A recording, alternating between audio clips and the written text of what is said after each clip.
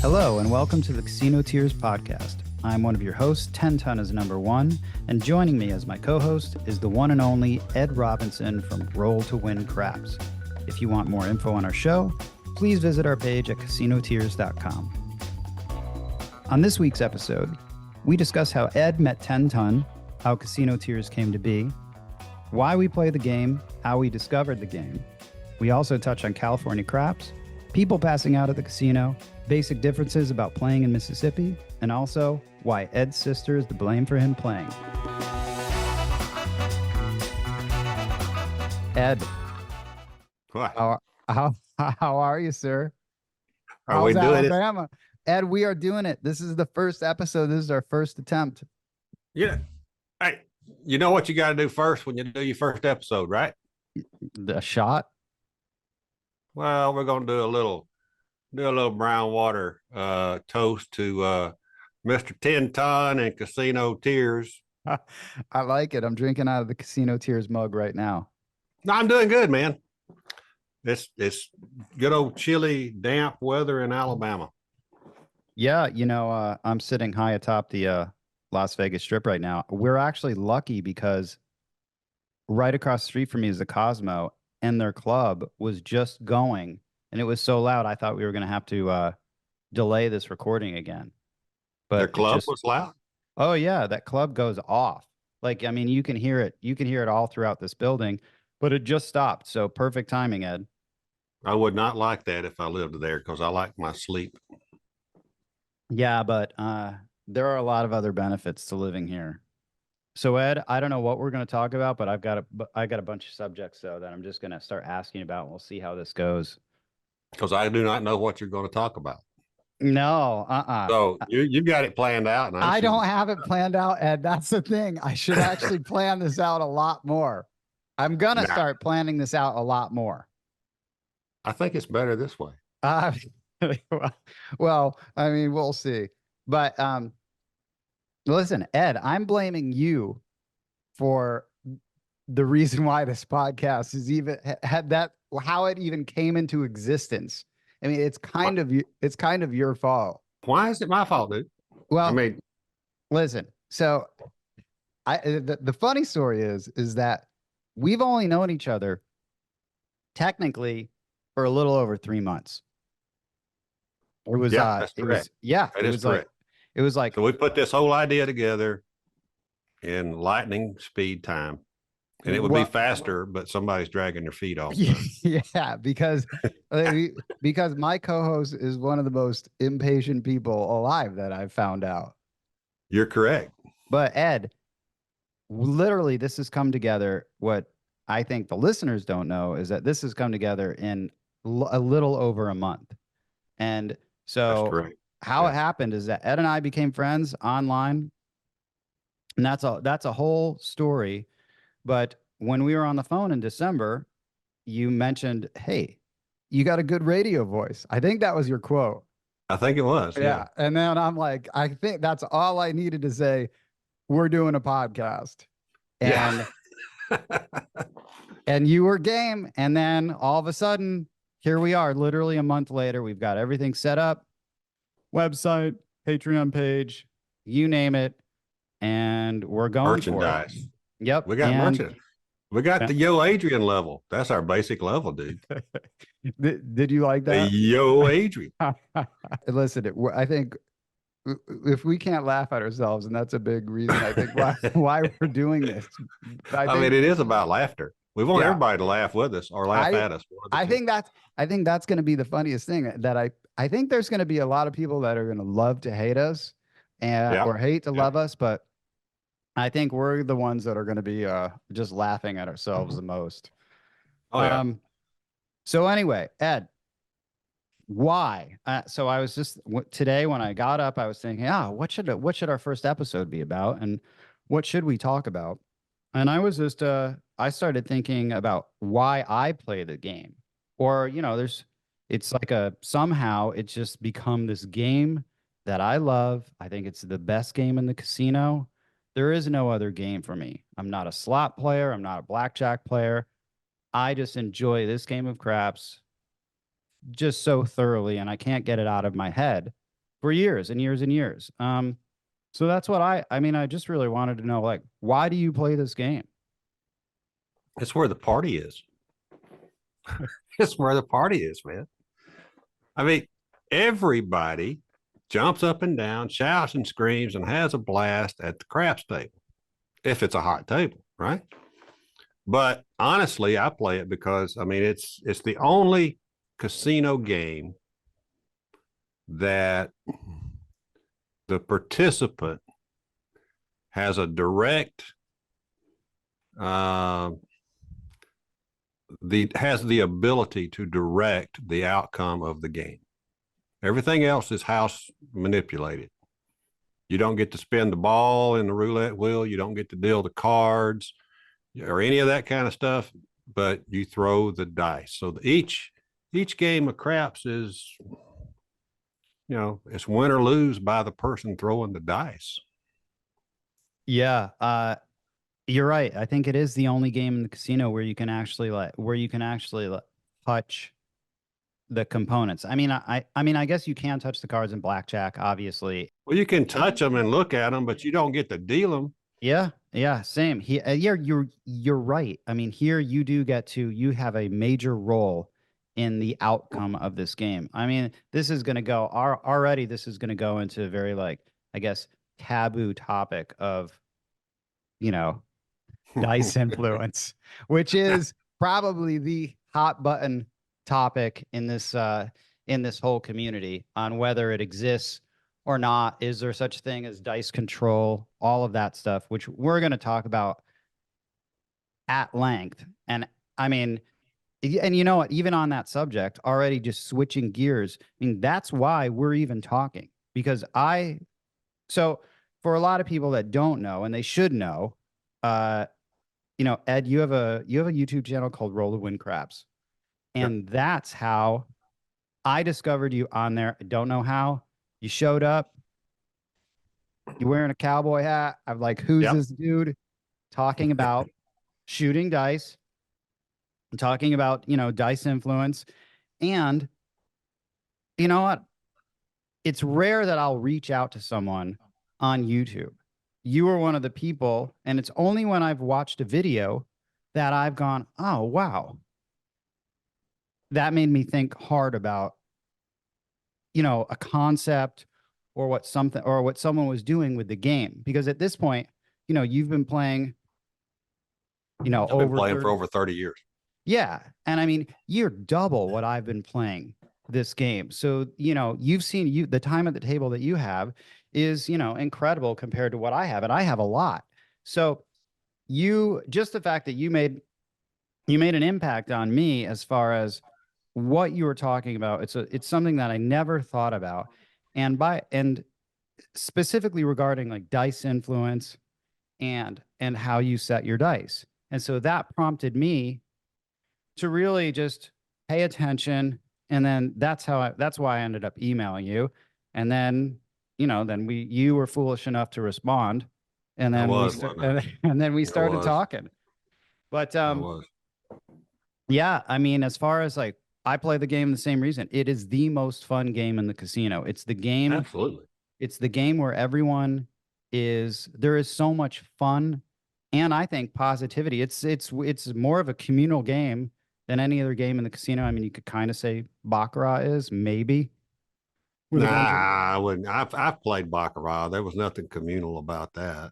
Well, I mean, it was just a bunch of people peeing in a damn Mountain Dew bottle, so they wouldn't have to get up and go to the restroom. Yeah, well, listen, there's a lot of like, even in because there's also casinos in LA that I go to. So there's all it is card games. There's no dice in California at all. Yeah, you don't want to play them there. No, and that is the worst experience ever. So I did try to play like California craps.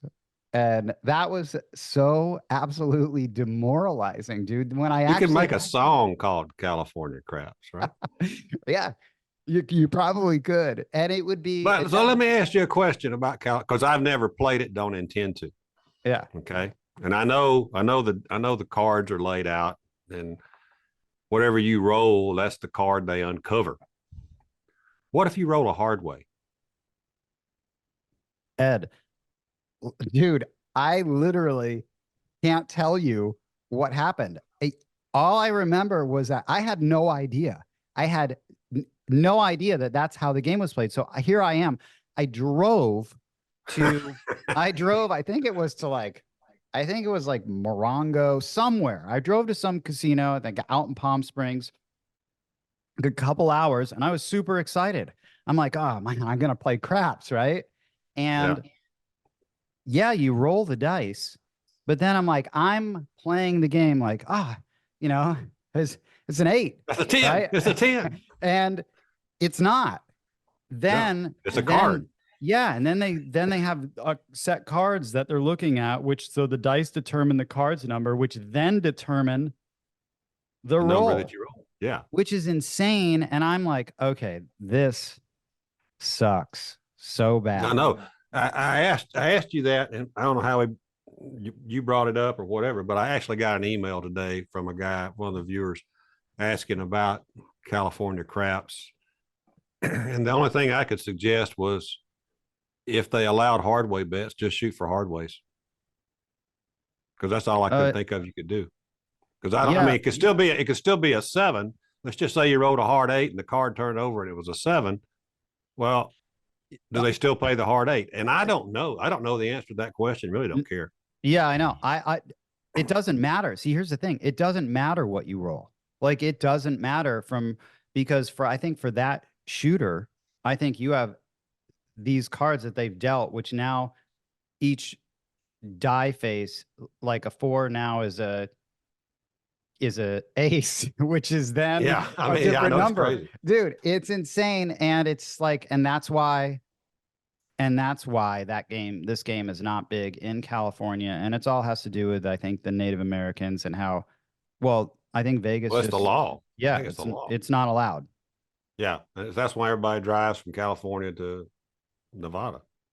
So yeah, I mean, craps for me, it is the best game in the casino, and it's the only game to play. And I discovered craps by really kind of by accident a long time ago. I was playing poker, and I was playing a poker tournament.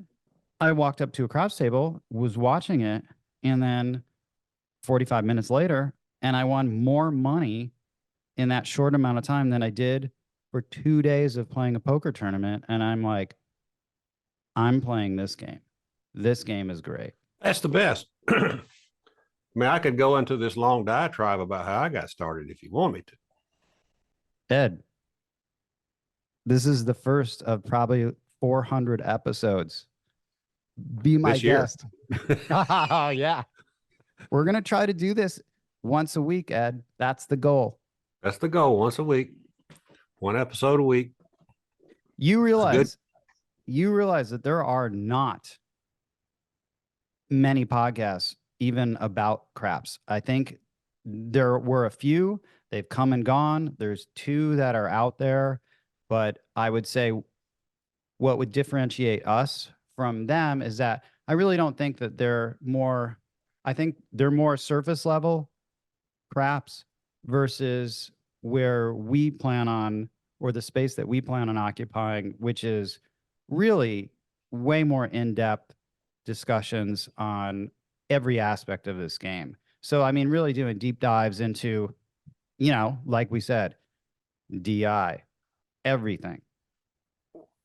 Okay. So 1993, February. I'm blaming all this. You know who taught me? You know who got me into play? Here's who got me into playing craps. My sister. Oh, nice. My sister.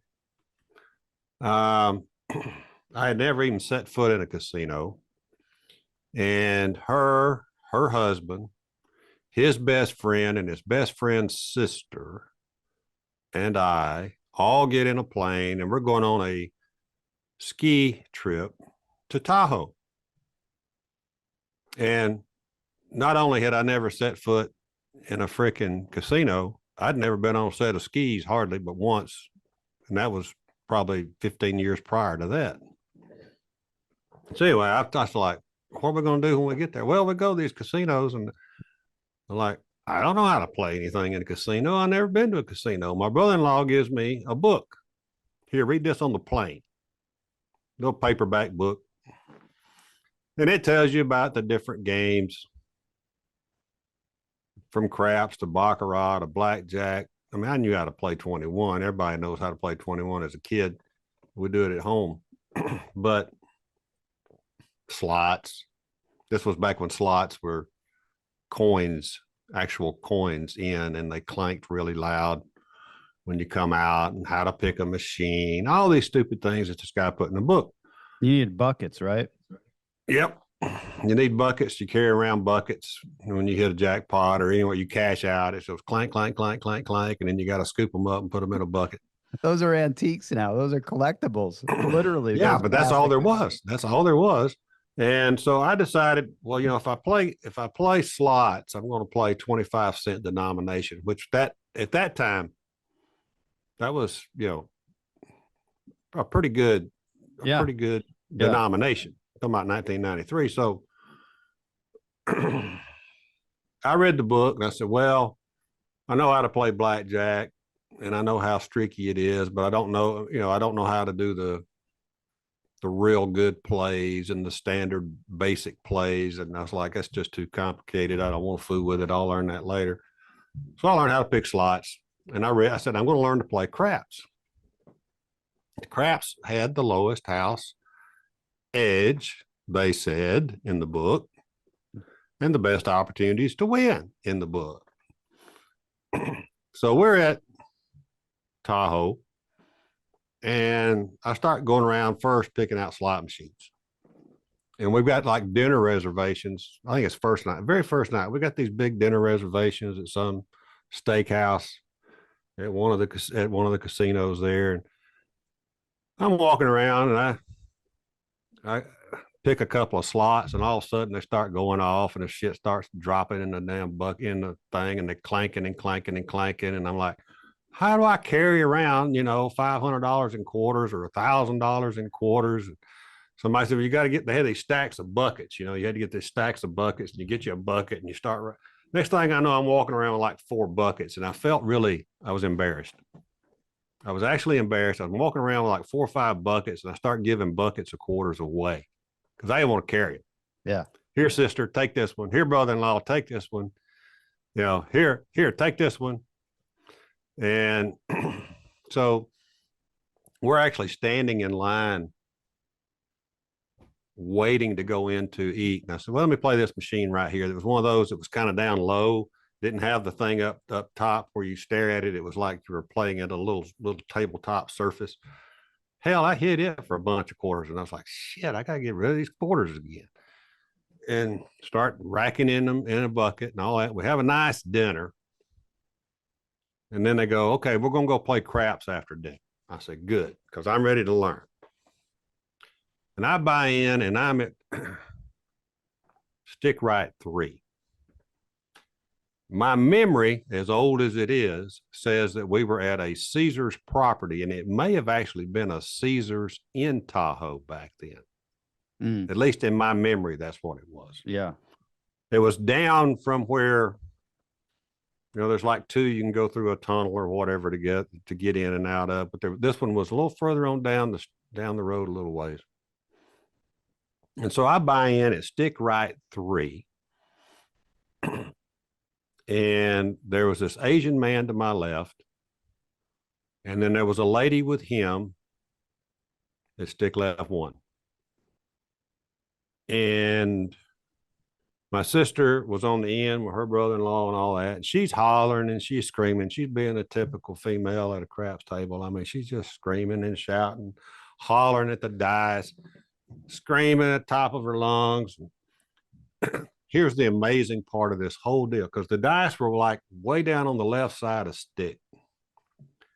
And everybody, there wasn't a rail open. There was not a slot open shortly after we got in on this table. Everybody's standing sideways to the table right there with their chips, because every rail slot is taken up. Son of a gun, everybody was throwing 20 minutes or more every time. Every time. Just over and over and over. Everybody gets the dice. It's going to be a 20-minute roll or more every time. Crazy, right?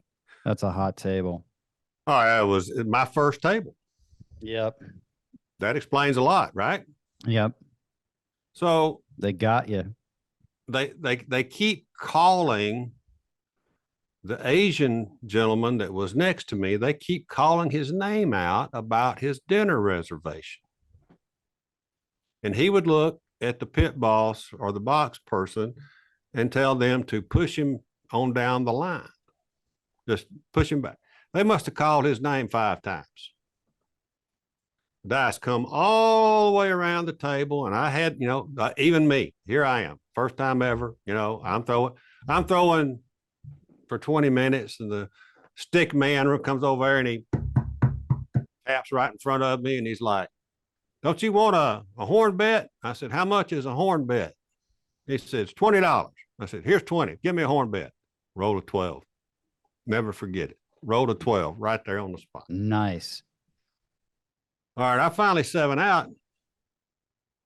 And they've called that guy's name out, and he's like, no. Push me back. Well, he's rolling the dice.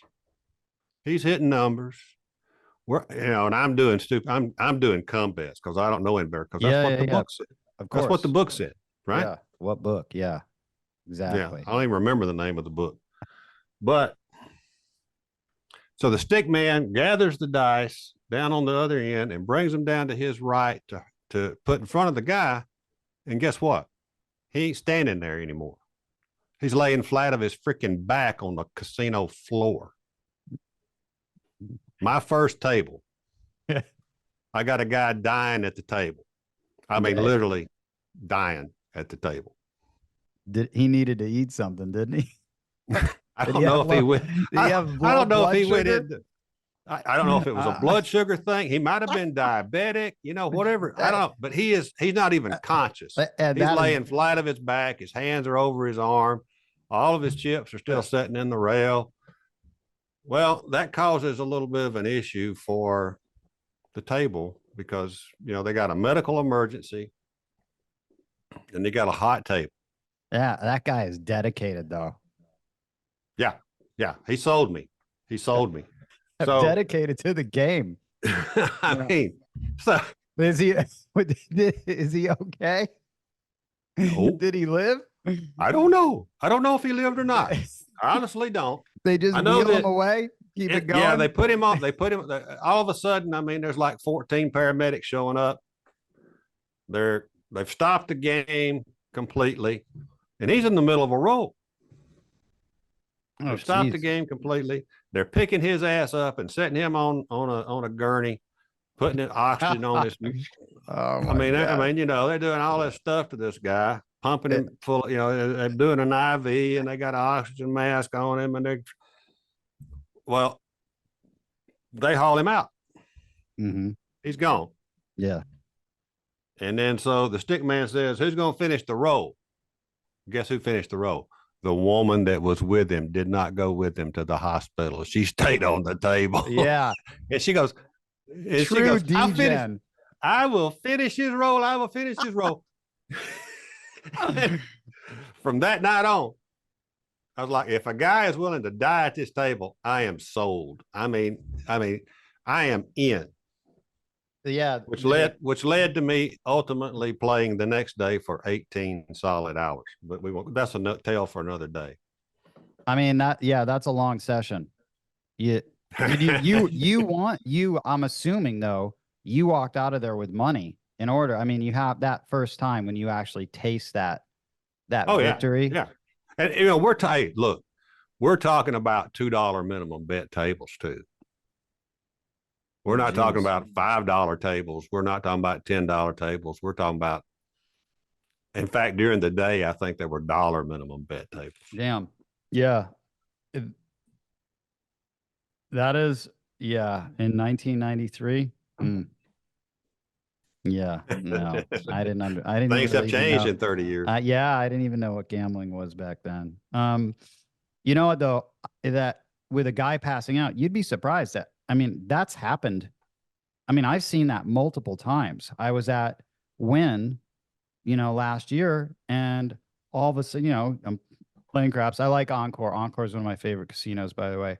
And then all of a sudden, a guy who's like 2 feet back, all of a sudden he's flat on his face. Yeah. Medics come, the people coming in rush to his side. The funny thing though, whenever someone passes out or just like drops down on the floor, the people still keep playing craps. Oh yeah. Yeah. We're It's not like, stopping the game. no one is stopping the game, which is hilarious. And I'm just like, man, okay, good. We've got like a few people attending to him.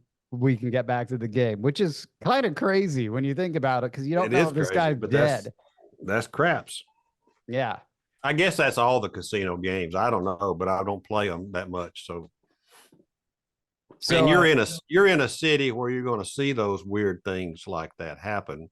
Whereas I play Mississippi, yeah. and I mean we have weird things happen, but it's not the big influx of tremendous amounts of people like in Vegas. No, you know what, Ed, and no, thank you for mentioning that, because this is when we first started talking about like even thinking about doing this podcast, which was really quickly.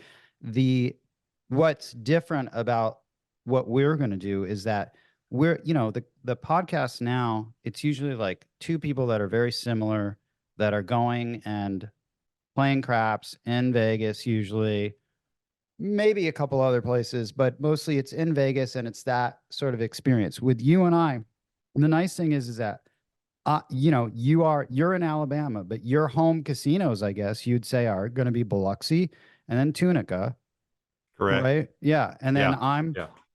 and obviously me living in Vegas, I mean, it's a tremendous opportunity. The mindset or just how you approach the game is very different. I don't think a lot of people realize that. The nice thing is that we're going to get different perspectives. And not only are you and I just very, we're very different. And that's what's hilarious about this. We definitely like our circles overlap, I think, for the love of the game and the fact that there's a mutual respect for the long conversations that we've had about craps, how you think about the game, and just the appreciation of different approaches. And, that's, I think, where we built our friendship on Right. was, that love of the game, but also like the deep sort of cerebral analysis of this. The good thing about this is the fact that you can talk about the experience of being in the South and playing craps, which, what I found fascinating when you're telling me, hey, in Mississippi, buying the 5 and 9, for example. Yeah, that's an automatic. It's automatic buys on the 5 and 9 at virtually every casino. 4, 4, 5, 9, and 10 at almost every casino that's a corporately owned casino.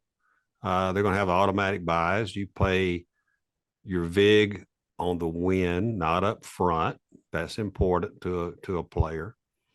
And if you learn how to press those 5 and 9, since the automatic buys are there, you can get up higher quicker.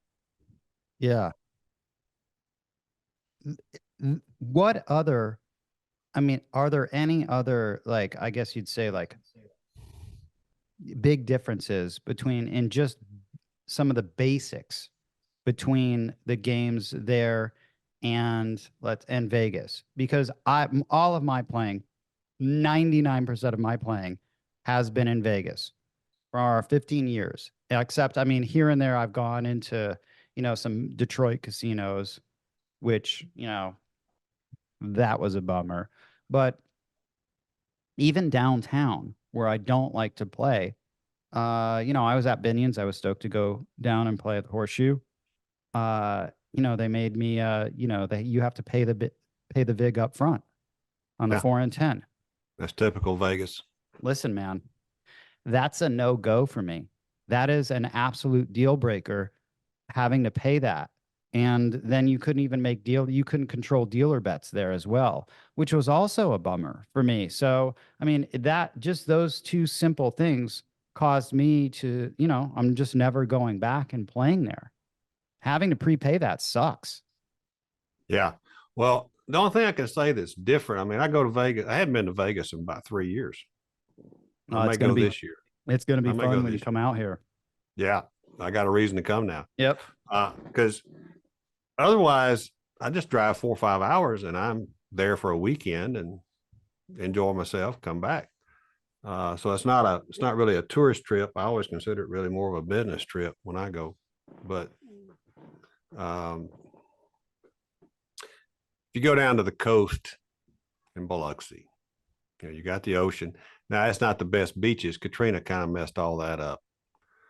There's a lot of silt and stuff in the water, but I mean, there's just still they got great pools and they do have white sands, that kind of thing. But seafood galore. If you like seafood, Yeah. I mean, and you're close enough to Louisiana. You got good Cajun cooking there if you want, Cajun foods. If you go up to Tunica, you're just south of Memphis, so you got lots to do if you wanted to ride up to Memphis. But the main thing is, I guess, the Southern hospitality in a way. Even when Yeah. even when the dealers are being, dickwads, Yeah. they're being nice dickwads. Yeah. Like, Well, listen, Biloxi is, though, that would be, out of all the Southern casinos, that's the crown jewel, right? I think so. Yeah. I mean, we've got a lot. There's a lot of casinos. There's been a lot of licenses granted to other entities to build casinos. None have broken ground. But it made a tremendous comeback after Katrina. And the next hurricane, there was another hurricane that came in right there, right after it. In fact, I was playing when another hurricane came in, but that's another story for another day. We hope you enjoyed this podcast and will tell all of your fellow craps playing friends about it. Please follow Casino Tears on Apple Podcast, Spotify, or your favorite podcast app. If you like the show, please rate it 5 stars and leave a review. The best and most fun way to contact us would be to call and leave a message on our official Casino Tears vent line, 229-07. You can also email us at no7@casinotears.com. And lastly, to help support this podcast, you can visit our Patreon at patreon.com/casinotears. On behalf of Roll to Win Craps from Alabama and 10 Ton is #1 from Las Vegas, thanks for listening.